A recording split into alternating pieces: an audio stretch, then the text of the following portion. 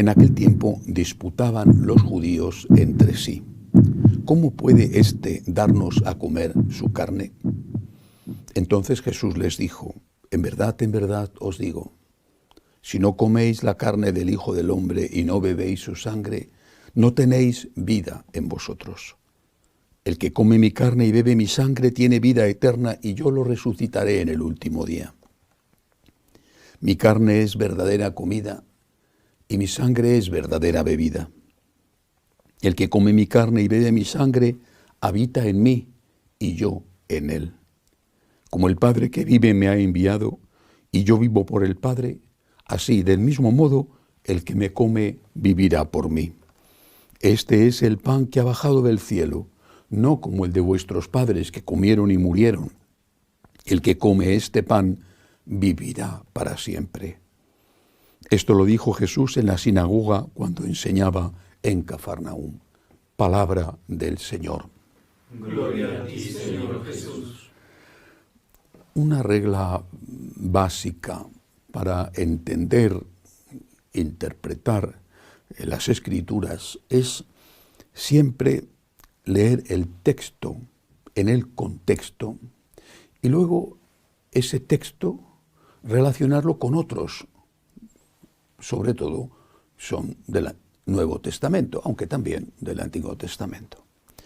Una frase aislada puede ser interpretada en el sentido contrario en el cual fue dicha o fue escrita.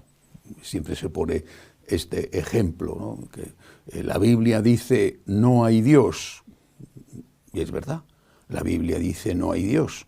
Esa es una frase, pero si miras el conjunto de la frase, lo que dice es: dice el necio para sí, no hay Dios.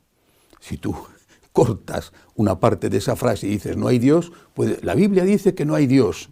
Bueno, la Biblia dice el necio para sí que no hay Dios. Esto, que es una regla básica de interpretación, fue justamente todo lo contrario de lo que hizo Lutero, que saca unos textos aislados de la carta del apóstol San Pablo a los romanos, olvida otros textos de esa misma carta, olvida el resto de las cartas de San Pablo y sobre todo olvida el Nuevo Testamento. Esto nos puede pasar también con la interpretación de este largo discurso de nuestro Señor acerca de la Eucaristía que nos cuenta San Juan. Insiste Jesús: mi carne es verdadera comida. ¿Por qué? Los que lo escuchaban, lo vemos en el Evangelio de hoy, no lo entendían. Creían que estaba hablando de canibalismo, de antropofagia.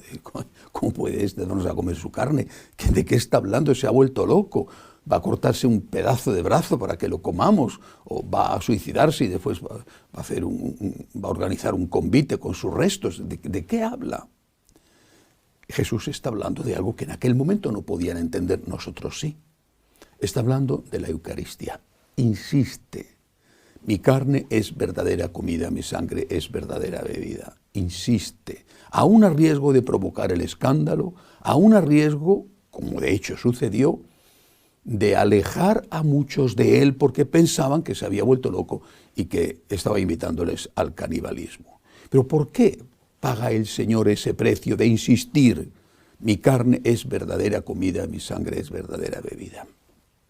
Unámoslo con otro texto del Nuevo Testamento. Cuando Jesús dice, una de sus maravillosas y cumplidas promesas: venid a mí los que estáis cansados y agobiados, y yo os aliviaré. Venid a mí. ¿A dónde? ¿A dónde? ¿A dónde está Él? En la Eucaristía.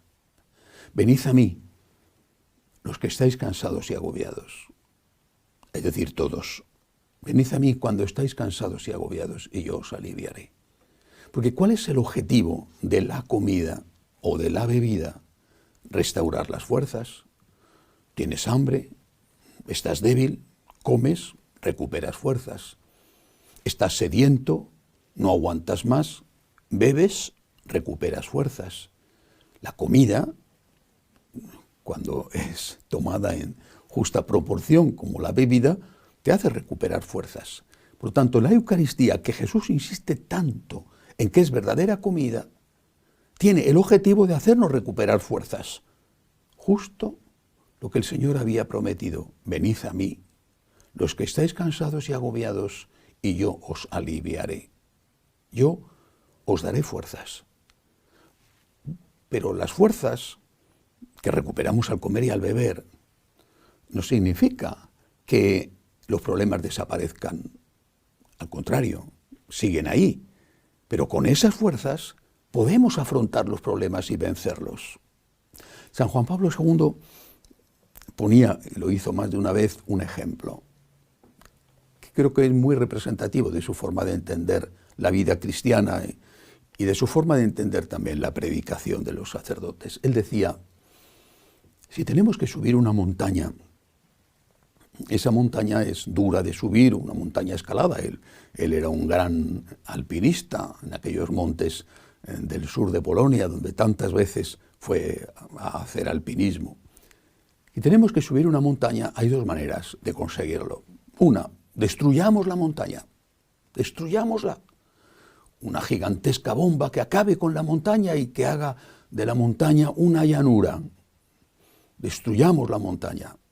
Otra forma de subir la montaña, porque no fortalecemos las piernas de los montañeros.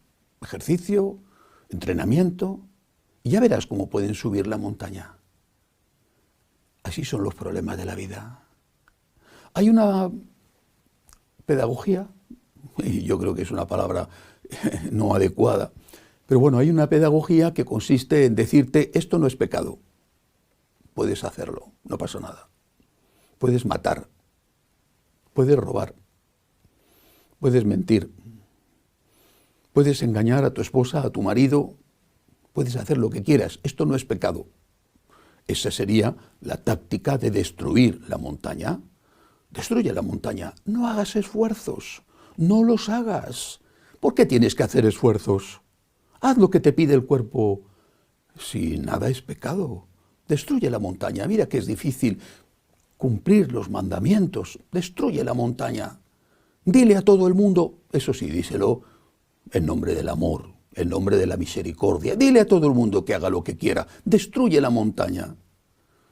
Y hay otra forma, aquella que decía San Juan Pablo II, fortalece las piernas del escalador.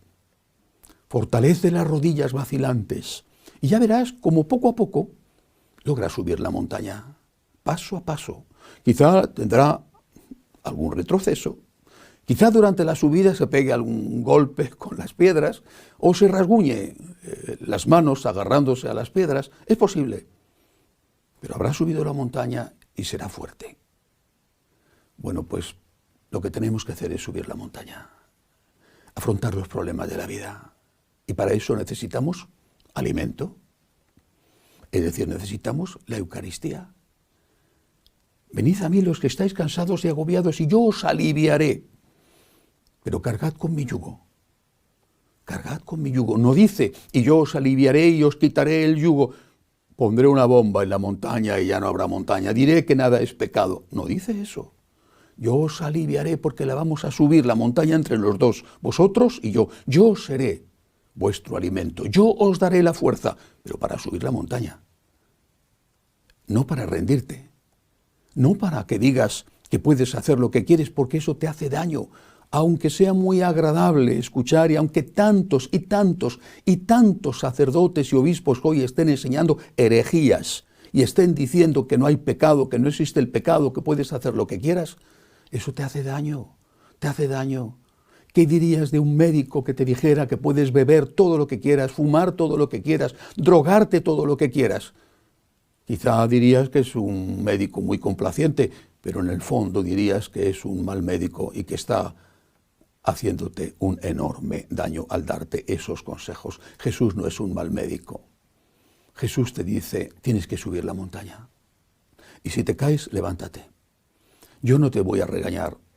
Si me pides perdón, te voy a perdonar. Estoy contigo, estoy a tu lado. Por lo tanto, ven a mí tú que estás cansado y agobiado. Ven a mí cuando no puedes subir la montaña. Ven a mí, que yo te ayudaré. Pero para subir la montaña. No me pidas que te mienta, no me pidas que te engañe. Pídeme fuerzas. Pídeme la ayuda que necesitas. Pídeme el perdón que necesitas. pero no me pidas que colabore contigo en hacer el mal o que te dé mi bendición para que hagas el mal.